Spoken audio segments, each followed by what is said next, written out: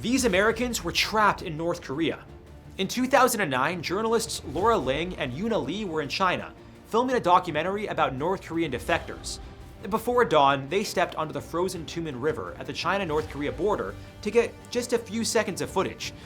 Two North Korean soldiers spotted them on the ice and gave chase. Their guide and cameraman escaped back into China, but Laura and Yuna were violently dragged across the river into North Korea. Back in the US, Laura's sister Lisa was jolted awake by a call. Laura had been abducted.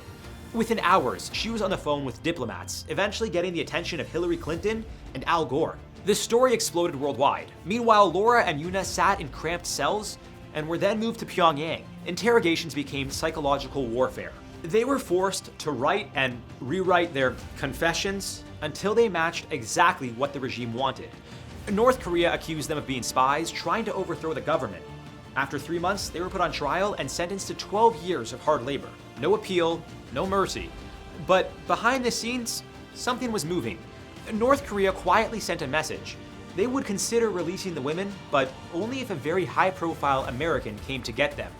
Not a diplomat, not a vice president, a former president.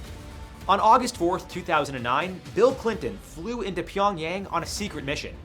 He met Kim Jong-il, posed for photos, kept politics off the table, and walked out with a special pardon for Laura and Yuna.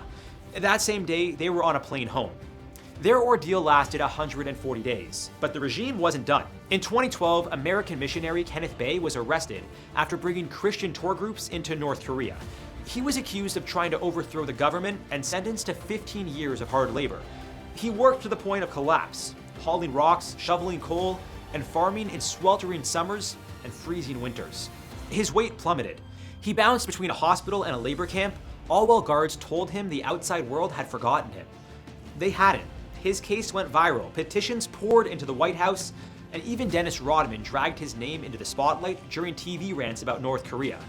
Then in 2014, another American arrived with a shocking goal.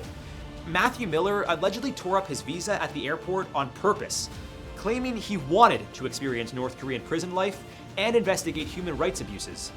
The regime obliged and sentenced him to 6 years of hard labor. In the end, both Bae and Miller were freed when US intelligence chief James Clapper secretly flew to Pyongyang with a letter from President Obama and brought them home. The real lesson? In North Korea, you're never just a prisoner. You're leverage. And once you're in, getting out depends less on justice and more on politics. And next time you see your friend who wants to go to North Korea, you should tell them that